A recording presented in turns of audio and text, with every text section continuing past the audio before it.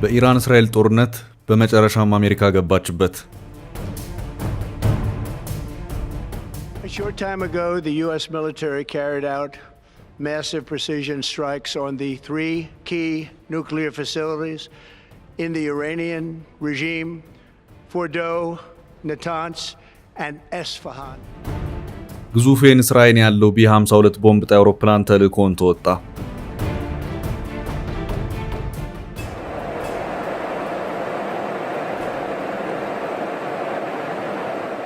ግዙፍ የአሜሪካ ቦምብ ጣይ አውሮፕላን ለሳምንት ለእስራኤል አልደፈር ያሉትን የኢራን ኒውክሌር ሳይቶች በተቀጣጣይ ቦምብ እሳት አወደማቸው።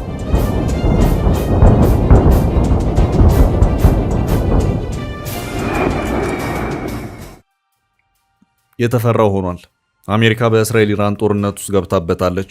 እስራኤል ለ8 ቀናት ያህል የኢራንን የኒውክሌር ተቋማት ለማውደም ከፍተኛ ርብርብ ስታደርግ ከቆየች በኋላ በመጨረሻ በ8ኛው ቀን አሜሪካ በግዙፉ ቢ52 ቦምብ ጣይ አውሮፕላን ገብታበታለች። የጥቃቱን መፈጸም ተከትሎ ፕሬዝዳንት ዶናልድ ትራምፕ ከነጩ ቤተ መንግስት ብቅ ብለው በኩራት መግለጫ ሰጥተዋል።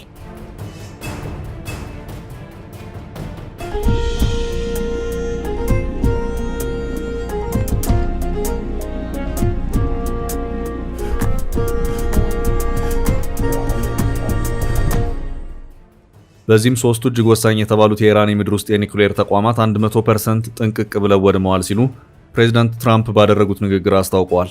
ኢራንም ጥቃቱ የደረሰ መሆኑን አምናና አመልክታም ዝርዝር መረጃዎችን ከመስጠት ግን ተቆጥባለች። አሜሪካ ጥቃቱን ለመሰንዘርና ጨራሽ የተባለለትን ወታደራዊ እርምጃ ለመውሰድ በቦምብ ደረጃ GBU 57 ባንከር በስተር የተባለውንም ተራራን ንዶ የምድር እምብርት ውስጥ በጥልቀት በመግባት ከፍተኛ ውድመት የሚያስከትለውን ቦምብ ተጠቅማለች። GBU 57 Massive Ordnance Penetrator, America's ultimate bunker buster. ይህንን እጅግ አደገኛ ነው የተባለለትንና በአሜሪካ እጅ ብቻ የሚገኘውን ቦምብ ለመተኮስ ደግሞ በብቸኝነት የሚያገለግለው ቢ52 የተባለው የአሜሪካ ቦምብ ጣይ አውሮፕላን ብቻ ነው። ጀቶች የሚሸከሙት የቦምብ አይነት አይደለም። ይህ ግዙፍ ቢ52 ቦምብ ጣይ አውሮፕላን ግን ይህንን ግዙፍ ቦምብ የመሸከም ጥቃትንም የመፈጸም ብቃት እንዲኖረው ተደርጎ የተሰራ ነው።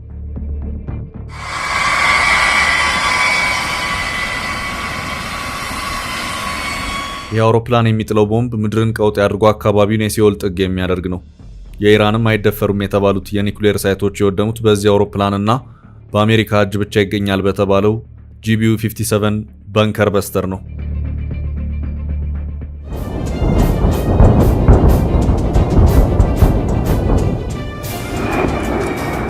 ጥቃቱን ተከትሎ ፕሬዝዳንት ዶናልድ ትራምፕ ከነጩ ቤተ መንግስት ንግግር አድርገዋል። ትራምፕ በዚሁ ንግግራቸውም ከጥቂት ሰዓታት በፊት አሜሪካ ፎርዶ፣ ናታንዝ እና ኢስፋሃን በተባሉት ቁልፍ የኢራን የኒውክሌር ተቋማት ላይ ኢላማቸውን የጠበቁ መጠነ ሰፊ ጥቃቶችን ፈጽማለች ሲሉም ተናግረዋል። A short time ago, the U.S. military carried out massive precision strikes on the three key nuclear facilities in the Iranian regime, Fordo, Natanz, and Esfahan. ትራምፕ በዚሁ ንግግራቸውም እኛ ዓላማችን በኢራን አምባገነናዊ ስርዓትና በዓለማችን ቁጥር 1 መንግስታዊ ሽብር ደጋፊ በሆነው መንግስት የተደቀነውን የኒውክሌር ስጋት ማስወገድ ነው። በእርግጥም ዛሬ ለዓለም መናገር የሚፈልገው እውነታ ቢኖር ጥቃቱ አስገራሚ ወታደራዊ ስኬት ነበር በማለት ነው። በዚህ ጥቃት የኢራን የኒውክሌር ተቋማት ሙሉ በሙሉ ጥንቅቅ ብለው ወድመዋል። የመካከለኛው ምስራቅ ጎረምሳዊ ኢራን አሁን ያላት አማራጭ ሰላም መፍጠር ብቻ ነው። ይህ ካልሆነ ግን ቀጣዩ ወታደራዊ ዱላ ለኢራን እጅግ ከባድ፣ ለእኛ ግን በጣም ቀላል መሆኑን መናገር እፈልጋለሁ። ለ40 ዓመታት ኢራን ሞት ለአሜሪካ ሞት ለእስራኤል ስትል ቆይታለች። በመንገድ ዳር በሚጠመዱ ቦምቦች ህዝባችንን ሲገሉና አካል ሲያጎሉን ቆይተዋል። እዚህ ጋር ጠቅላይ ሚኒስትር ቤንያሚን ኔታንያሁን ማመስገን እፈልጋለሁ። እኛ አሁን እየሰራን ያለነው እንደ አንድ ቡድን እጅና ጓንት ሆነን ነው። የእስራኤል ወታደሮችን ባለፉት ቀናት ለሰሩት አስደናቂ ስራ ምስጋናዬን ማቅረብ እፈልጋለሁ። ከሁሉም በላይ በዛሬው ምሽት ጠላት ክልል ውስጥ ገብቶ አስደናቂ የጀግንነት ተልዕኮ የፈጸሙ አሜሪካውያን የሚሊተሪ አባላትን ማመስገን እፈልጋለሁ። አሁን መናገር የምፈልገው አንድ እውነታ ቢኖር ከዚህ በኋላ ወይ ሰላም ይመጣል፣ ካልሆነም በኢራን ባለፉት 8 ቀናት ከታየው በላይ እጅግ አደገኛ የሆነ ጥፋት የሚከተል ይሆናል ሲሉም ነው የተናገሩት። ትራምፕ አክለውም መታወቅ ያለበት ዛሬ ምሽቱ ጥቃት እጅግ ከባዱ የሚባለው ይሁን እንጂ ከዚህም በተጨማሪ ሌሎች ተጨማሪ ኢላማ ሊሆኑ የሚገባቸው የኢራን ተቋማትም አሉ። አሁንም ሰላም የማይመጣ ከሆነ በጀመርነው ጥቃት አስፍተን የምንቀጥል ይሆናል። ዛሬኛ በወሰድነው ወታደራዊ እርምጃ ደረጃ ማንም ሊያደርገው አይችልም። ይህንን ማድረግ ይቅርና ከዚህ የተቀራረበ ተልእኮን መፈጸም የሚችል የለም ሲሉም ተናግረዋል። ጥቃቱን ተከትሎ ጠቅላይ ሚኒስትር ኔታንያሁ ባሉበት ሆነው መግለጫ ሰጥተዋል። ደስታቸውንም ገልጸዋል። በእርግጥም ትራምፕ ማድረግ የሚገባቸውን አድርገዋል፣ ምስጋናም ይገባቸዋል ሲሉም ለፕሬዝዳንት ትራምፕ ይድረስልኝ ያሉትን የቪዲዮ መልእክት በኤክስ ገጻቸው አሰራጭተዋል። ይህንኑ የኔታንያሁ ንግግርም በርካታ ሚዲያዎች ተቀባብለውታል። Congratulations, President Trump. Your bold decision to target Iran's nuclear facilities with the awesome and righteous might of the United States will change history. ጠቅላይ ሚኒስትር ኔታንያሁ ፊታቸው ፈክቶ ባደረጉት ንግግርም እንዲህ አሉ። ፕሬዝዳንት ትራምፕ እንኳን ደስ አሉት። በአስደናቂና ፍትሃዊ በሆነው እንደዚሁም ልዩ በሆነው ድፍረት በተሞላበት ውሳኔው የኢራንን ኒውክሌር መሰረተ ልማቶች ለማውደም የወሰዱት እርምጃ ታሪክን የሚለውጥ ነው ሲሉም ነበር ኔታንያሁ የተናገሩት። Congratulations, President Trump. Your bold decision to target Iran's nuclear facilities with the awesome and righteous might of the United States will change history. ኔታንያሁ በዚህ ንግግራቸው አክለው እውነት ለመናገር እስራኤልን ብትሆን ባለፉት ቀናት የአንበሳው መነሳት ወይም ኦፕሬሽን ራይዚንግ ላይን በሚለው ያለፉት ቀናት ዘመቻው አስደናቂ ሊባሉ የሚችሉ ውጤታማ የጀግንነት ስራዎችን ሰርታለች። ይሁንና ዛሬ ደግሞ አሜሪካ በኢራን ኒውክሌር ጣቢያዎች ላይ ወሰደቻቸው የማያዳግሙ እርምጃዎች በእርግጥም አሜሪካ የተለየች ሀገር አድርጓታል። ዛሬ አሜሪካ ያደረገችው በምድራችን ላይ ያለ ማንም ሀገር ሊያደርግ የማይችለውን ድንቅ ስራ ነው። ትራምፕ በምድራችን ላይ እጅግ አደገኛ የሆነውን አምባገነን ስርዓት በዓለማችን አደገኛ የሆነውን የጦር መሳሪያ በእጁ እንዳያስገባ የሰሩትን አስደናቂ ስራ ታሪክ መዝግበው ያስቀምጠዋል ሲሉም ነበር ጠቅላይ ሚኒስትር ቤንያሚን ኔታንያሁ የተናገሩት። ኢራን ሰሞኑን እየደጋገመች ስትሰጣቸው በነበሩት ማስጠንቀቂያዎችም አሜሪካ ከእስራኤል ጋር በመደረብ ወደ ጦርነቱ የምትገባ ከሆነ እሷም ጭምር የጥቃቱ ኢላማ እንደምትሆን አስታውቃለች። የኢራን ምላሽ የሚጠበቀውም ከዚህ በኋላ ነው። በእርግጥም ኢራን ምላሽ መስጠት ይቅርና ወደ ሰላም ድርድር ካልመጣች አሜሪካ የባሱ እርምጃዎችን ትወስዳለች ሲሉም አጥብቀው አስጠንቅቀዋል። አሁን በቀጣይ የሚጠበቀው የኢራን ምላሽ ይሆናል። እስራኤል ሳምንቱ ሙሉ የግል ርብርቧን ስታደርግ ቆይታለች። ግን ደግሞ የአሜሪካ ወደ ኋላ ማለት ነገሩ እንዴት ነው የሚል ጥያቄንም ሲያስነሳ ከርሟል። ትራምፕ እስራኤል ራሷን ችላ በዚህ ጦርነት ውስጥ መግባት እንደምትችል አረንጓዴ መብራትን ከማሳየት ውጪ የአሜሪካ ተሳትፎ ላይ ይህ ነው ሊባል የሚችል ማረጋገጫ የሰጡበት ሁኔታ አልነበረም። ትራምፕ ዳር ሲሉ በርካቶች ምነካቸው እንዲሉም አድርጓቸው ነበር። አንዳንድ ተንታኞች አሜሪካ ኢራንን የመምታት ፍላጎት የሌላት መሆኑን በትንታኔዎቻቸው ሲያመላክቱም ቆይተዋል። ሲሰጡ ከነበሩት ምክንያቶች መካከልም አንደኛው ከአሜሪካ የጦር መሳሪያ ንግድ ጋር የተያያዘም ነበር። አሜሪካ በዓለማችን ቁጥር 1 የጦር መሳሪያ አቅራቢ ሀገር ናት። የጦር መሳሪያ ሽያጭ ገበያ የሚደራው ግጭት ባለባት ዓለምና ቀጠና ነው። ለዚህ ደግሞ የግድ ስጋት የሆኑ ሀገራት መኖር አለባቸው። ስጋት በሌለበት አንዱ ሀገር የሌላው ጠላት ነው ተብሎ ባልታሰበበት ሁኔታ የትኛውም ሀገር የጦር መሳሪያን የመሸመት ፍላጎት የለውም። አሁን ባለው ሁኔታ በመካከለኛው ምስራቅ ኢራን፣ በሩቅ ምስራቅ የታይዋንና ቻይና፣ በኮሪያ ሰላጤ ሰሜን ኮሪያ ያዙ ልቀቁኝ ባይነት በአካባቢው ባሉ ሀገራት ስጋትን የፈጠረውን ይታያል። የሰሜን ኮሪያን ስጋትነት ተከትሎ ደቡብ ኮሪያና ጃፓን የአሜሪካ ከፍተኛ መሳሪያ ሸማች ሀገራት ሆነው ቆይተዋል። ዛሬም ድረስ ሸመታቸውን ቀጥለዋል።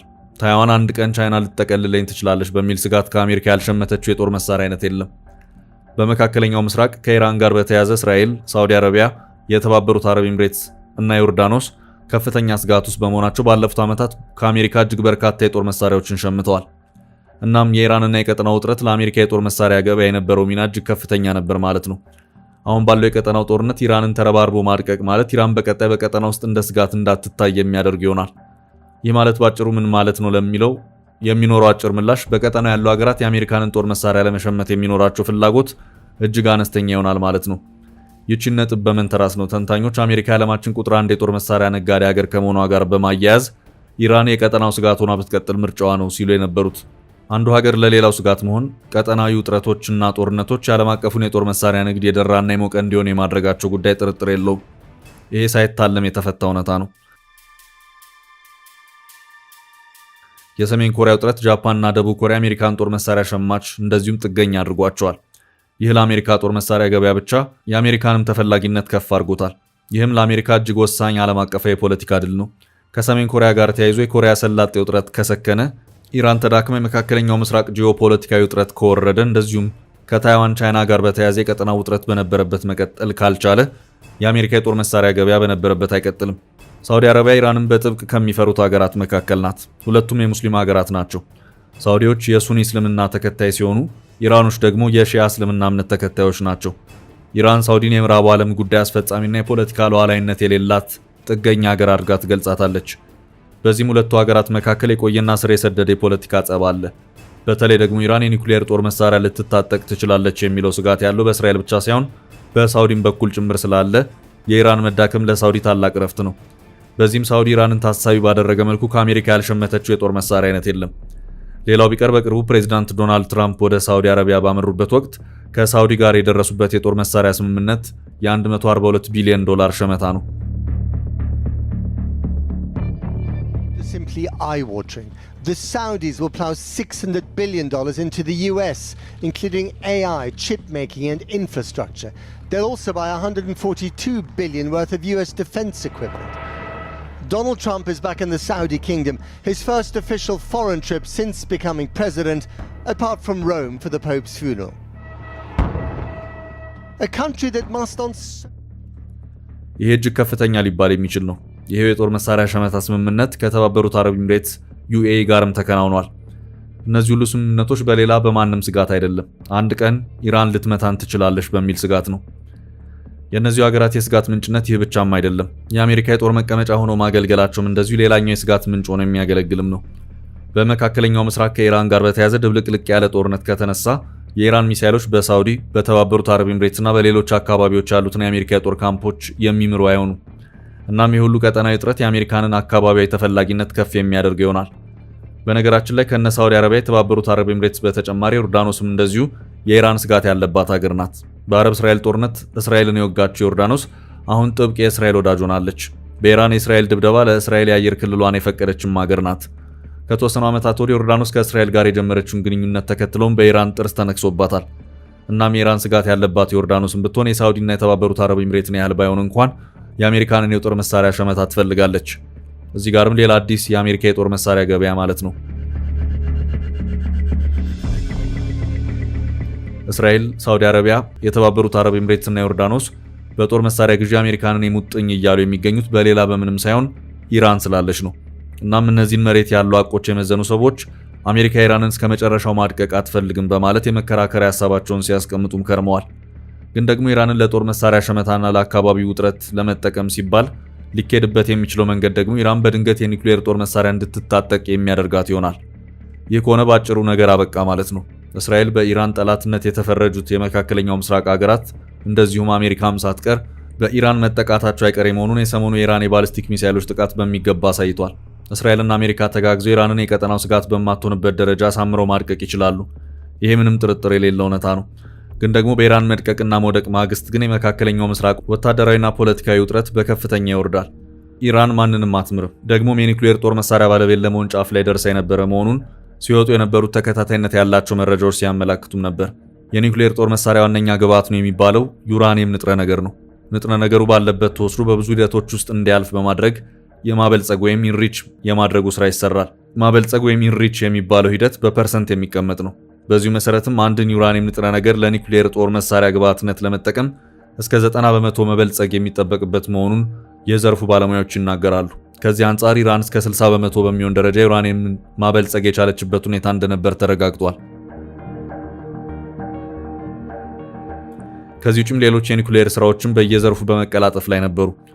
ኢራናውያን ረፍታቸው ያለማቋረጥ ሌት ተቀን ይሰሩም ነበር። ግን ደግሞ አሜሪካና አጋሮቿ በኢራን ላይ ጣሏቸው በርካታ ዙር ማዕቀቦች የኢራንን ኢኮኖሚ ፈጽሞ ሊያላውስ ባለመቻሉ የኒውክሌሩ ፕሮጀክት በታሰበው መልኩ መሄድ አልቻለም።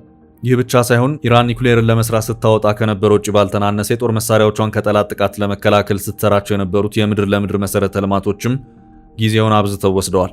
የኢራን የምድር ውስጥ የጦር መሳሪያ ማከማቻዎችና የምድር ውስጥ የኒውክሌር ማብላያ ቦታዎችን ለመገንባት የወጣው ወጪ ብዙ ድልድይ፣ በርካታ መንገድና ለዘርፈ ብዙ ልማቶች የሚሆን ነበር። ይህ የምድር ውስጥ ግንባታ የሀገሪቱን ኢኮኖሚ እየመጠጠ ሲበላ የቆየ ግዙፍ መሰረተ ልማት ነው። አሁን ግን በእስራኤልና በአሜሪካ ርብርብ በስፋት የወደመበት ሁኔታ ተፈጥሯል። ትራምፕ እንደውም ጥንቅቅ አርገን አውድመነዋል ብለዋል።